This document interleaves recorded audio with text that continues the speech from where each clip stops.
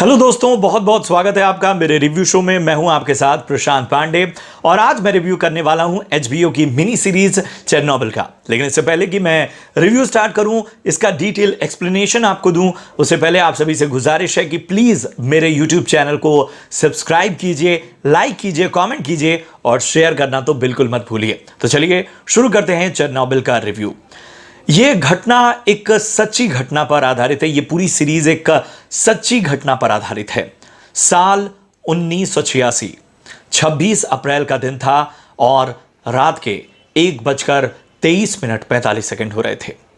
Chernobyl के, जो कि यूक्रेन का एक इलाका है, यहां के एक पावर स्टेशन के परमाणु रिएक्टर में धमाका होता है। यह परमाणु रिएक्टर उन 4 परमाणु रिएक्टर्स में से एक होता है जिनसे पावर जनरेशन होती है, यानी 4 में से सिर्फ एक रिएक्टर में धमाका होता है। और यह धमाका इतना जबरदस्त होता है कि जापान के हिरोशिमा और नागासाकी में जो परमाणु हमला हुआ था, उससे रेडिएशन जितना हुआ था, उससे 100 गुना ज्यादा रेडिएशन इस अकेले एक रिएक्टर के फटने की वजह से हुआ। और इसके बाद, इस विस्फोट के बाद 100 लोगों की करीब जान गई और रेडिएशन की वजह से लगभग हजारों लोग काल के गाल में समा गए। एचबीओ की यह मिनी सीरीज इसी की पड़ताल करती है। यह न सिर्फ इस घटना का आपको एक तरह से चश्मदीद बनाती है, बल्कि ये इस घटना के लिए कौन लोग जिम्मेदार थे, क्या वो वजहें थी और किस तरह से इस घटना में परत दर परत ये इन्वेस्टिगेट करती है। ये इस सीरीज की सबसे खूबसूरत बात है। ये ना सिर्फ इस त्रासदी में जो जिम्मेदार हैं उनकी बात करती है, बल्कि इस त्रासदी से हीरो बनकर उभरने वाले लोगों का जिक्र करती है। ये कई मायनों में सिर्फ डिजास्टर के बारे में ना होकर, बल्कि अगर हम एक फिल्म मेकिंग की बात करें तो एक तरह से एक ऐसी फिल्म है जो एक बढ़िया जासूसी कहानी भी है, रोंगटे खड़े कर देने वाली हॉरर फिल्म का अंदाज लेकर भी चलती है, साथ ही एक बेहतरीन पॉलिटिकल थ्रिलर भी है।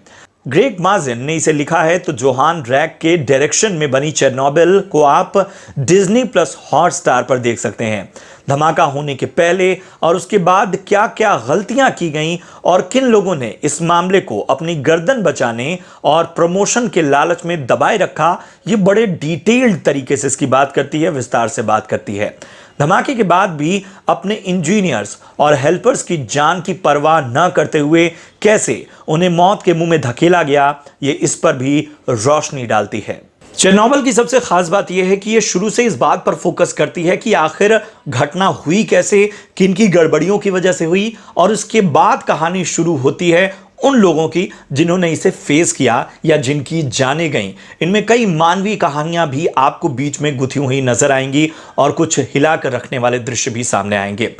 इसमें सबसे पहला जो सामना होता है इस हादसे के बाद इसे सामने रूबरू देखने का, वो होता है फायर फाइटर्स का, जो सीधे इस मौत के सामने होते हैं। और उनकी कहानी देखते हुए यकीन मानिए आपका जो दिल है वो पूरी तरह से पसीज जाएगा और उनकी हालत देखते हुए आपका कलेजा मुंह को आएगा। इसके बाद आप देखते हैं कि किस तरह से तमाम जो उपाय हैं वो फेल साबित होते हैं, क्योंकि एक ऐसी चीज होती है जिसे रोक पाना इंसान के हाथ में वाकई नहीं होता है।